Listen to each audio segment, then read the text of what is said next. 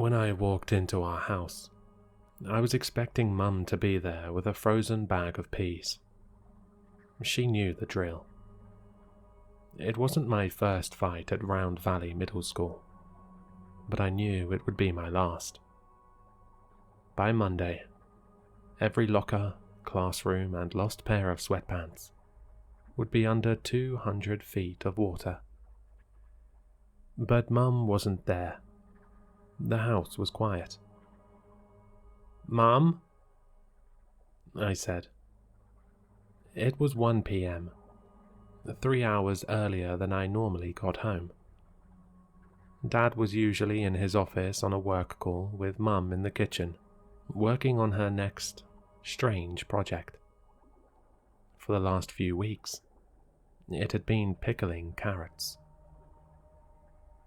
When I walked toward the kitchen, I saw a note on the counter.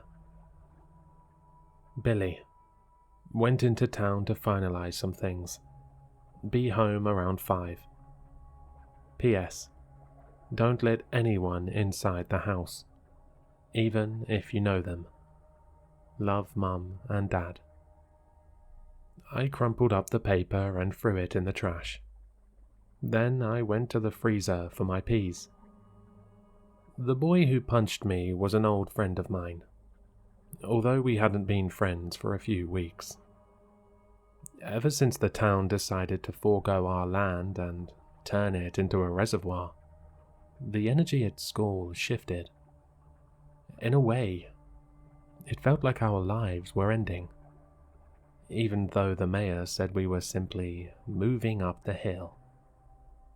Apparently, reservoirs were good for generating power and would help fund the town's longevity, blah blah blah. When I told Dad about that, he simply nodded, then changed the subject. "Whatever they tell you," he said, then started taping up another box. I didn't really understand it. All I did understand was that everything I ever knew would soon be gone. I opened the freezer and pulled out the peas. As I pressed them onto my face, the pain intensified. He got a really good shot on me this time. The fight happened during math class. The teacher scribbled some numbers on the board, then called on me to say what they equaled. I made up a number. 54, I said. The class laughed. My face felt hot. "No," she said. "Sometimes something will take the place of something else, like a symbol taking the place of a number. In this case, the answer is X." More laughter. "Don't worry, Billy," my old friend said, turning to face me. "The monster isn't going to feed on stupid people." When I opened my eyes again, I was on the ground, collapsed between the overturned chairs. He was underneath me, his face covered in blood. People started screaming.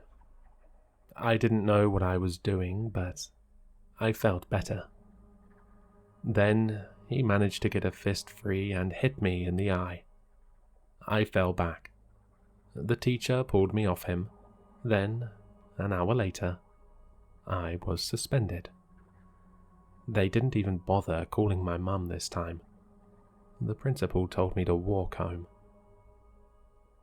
I stood in the kitchen for a moment, the cold offering relief as my thoughts did the opposite. I hated being the problem child. I wished I could be more like my sister, even though I kind of hated her. Then, as if she heard me, the door opened. I turned to look. "Shouldn't you be at school?" she asked. My sister was standing in the doorway, her arms crossed. "Bailey?" I could just about make her out. my good eye decoding the shapes. "What happened to your eye?" she asked. "What happened to your boarding school?" I asked, mimicking her tone. "I took the bus in," she said. "I wanted to spend one more night at the house before they drown us." I sat down at the kitchen table and took the peas off. My whole face was getting numb. Bailey sat down across from me. It was strange that she had come back. Her school was 2 hours away by bus. She wasn't supposed to be back home until the holidays. "So?" she said, pointing at my face. "Your eye." "It was nothing," I said. "Is someone bullying you?" "No," I whined. "Just stop." She raised her hands in surrender. "Okay, fine," she said. "I'm not trying to make you upset." She looked different today. It had been the longest time we'd ever been apart. I didn't realize how much a face could change in just a few weeks. "Mum and Dad are going to be so mad that you're skipping boarding school," I said. "I got permission," she said. "My teachers thought the reservoir was a mean thing to do to our town." I shrugged, hating that I agreed with her. It wasn't fair that we had to move just because some energy company wanted to build the reservoir. Plus, this whole situation led to a bunch of silly rumors. According to the boys at my lunch table, there was some creature living in the woods, and the water was a way to wash it out. In the last few weeks, a few dogs turned up dead, along with an old woman in her home. According to some eyewitness accounts, aka drunks, different townspeople had been wandering down Main Street on the night of each attack. Apparently, their mouths were covered in blood. Then, the next day, those same people would be walking around town like nothing happened. Johnny from school said it might be a skinwalker. I said to Mum a few nights after they announced the reservoir. The 3 of us were around the dinner table, Bailey already off to boarding school. "That's silly," Mum said. "I think you should switch lunch tables." Dad went on to say that monsters weren't real. The dogs got attacked by a bear. The old woman fell down her stairs. The rumors were just rumors. I was thinking about those rumors as Bailey leaned forward. She brought her voice to a whisper. "Do you believe them?" she asked. "Do I believe what?" "Those rumors," she said. I shook my head. The punch must have knocked a few screws loose. Was I saying that out loud? I asked. Bailey shrugged. "I wouldn't call it a monster," she said, then smiled. "Maybe it's just hungry." I looked at her for a moment. She was always correcting me, like everything I said was the stupidest thing she'd ever heard. It wasn't enough that she was the pretty one too. She had bleach blonde hair, blue eyes and freckles, while I got left with black hair and dirt eyes. Our whole lives, people would stop us on the street and say how cute she was, how she should model or date their sons. I figured I would at least get the brains. But she got that too.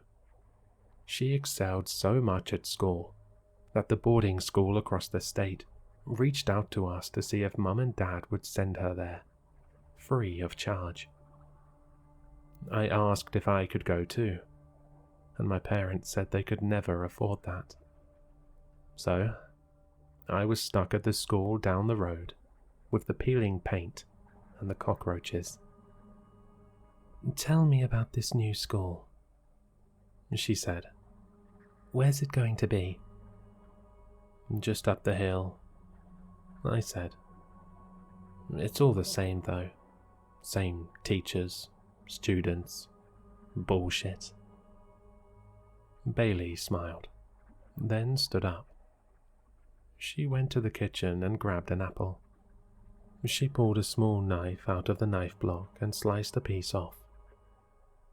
"Change can be good," she said, sliding the cut apple into her mouth. She smiled as she chewed, bits of apple flying out and onto the table. She was normally such a prim and proper eater. It was strange to see her so ravenous.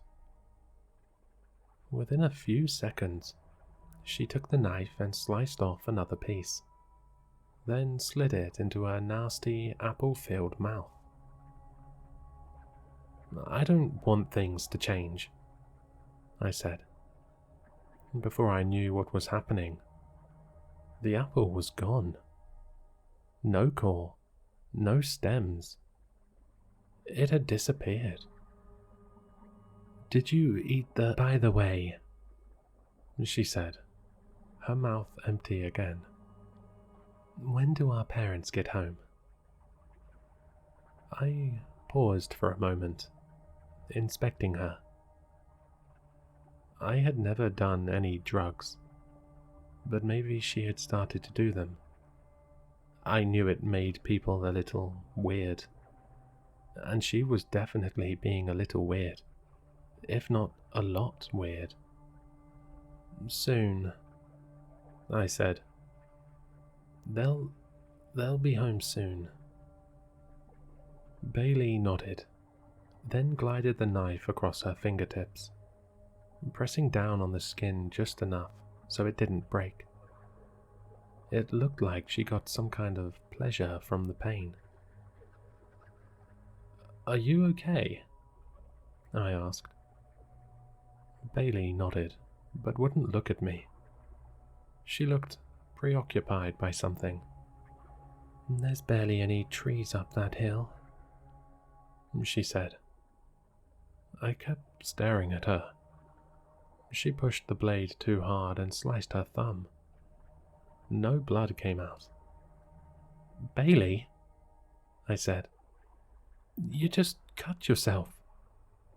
"It's not good up the hill," she whispered, shaking her head. "The valley was perfect." My muscles tightened. I kept looking at her, scanning for cracks. This was Bailey.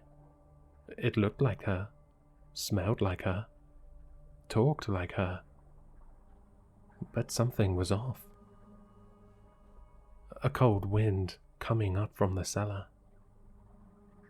I knew I wasn't smart or good-looking or charming. But if there was anything I did have, it was intuition. I knew which crop seasons would be good or bad. I knew when it was going to rain a few hours before. I knew if Mum or Dad were upset by something. When I felt something, it took over all of my senses. And I definitely felt something here. I stood up from the chair and took a step back. Now, Bailey's eyes locked onto me. She held the knife in her hand and stepped toward me. "You look frightened," she said. I couldn't talk. My spit dried up. "Don't be frightened," she said. "Tight muscles aren't good for meat." I covered my face as Bailey leapt towards me. Before it all went dark, I could see her features melt away, like wax dripping down from a candle. Her blonde hair turned to straw grass. Her eyes twisted to something small and beady, like mouse eyes. Her skin wrinkled, then glowed soft and red. She made a sound like an eagle on fire. It filled my head instantly, ravaging my thoughts. As her hands gripped my shoulders, I flew back into the wall, slamming my head on a picture frame. Her breath was hot and rancid, like summer pond scum. Then, I heard another sound. The screen door flew open. She jumped off me, and I listened as her claws tapped across on the hardwood. I opened my eyes. Bailey, or whatever she was gone. Mum and Dad were standing in the doorway. They ran over to me and lifted me up. Dad looked around, the colour stripped from his face. Mum looked like she was going to vomit. "Was it here?" Dad asked. I still couldn't speak. "We don't need to finish packing," Mum said. "Let's just go. We can buy new things." "But Bailey," I finally said. "We'll call her at the hotel," Dad said, then lifted me on my feet and pushed me out the door. A moment later, we were in the car. I kept looking out the window, waiting to see her again. Then, in the distance, I noticed something. In the cornfield next to our house, a few rows of crop were flattened, the stalks around them shaking. The hotel was full of people from the town, like some kind of refugee camp. I even saw my old friend who I punched. When we locked eyes, we nodded to one another, like the whole encounter had created some kind of respect between us. When the shaking in my hands finally went down, I took a shower and got ready for bed. As I laid there on the stiff motel mattress, I listened as Mum tried and failed to call Bailey's school. By the third attempt, my heart sank. Mum looked worried too. Then, miraculously, I heard her voice. "Sorry," I heard through the phone. "I was at the library. Big exam coming up." Mum continued on with the conversation, her worry melting away. Meanwhile, Dad came over and sat on the bed next to me. He put his hand on my knee and looked at me. "You okay?" he asked. I nodded, then shook my head. "Sure," I said. "Maybe. I don't know." "Maybe is good," he said, as Mum went on asking her standard check-in questions. I could hear Dad's breathing pick up. He was normally a rock. Now, he looked like a scared child. I looked up at him. "What was that thing?" I whispered. Dad looked at me, then shook his head. "Just get some rest," he said. "The Waters will be here soon."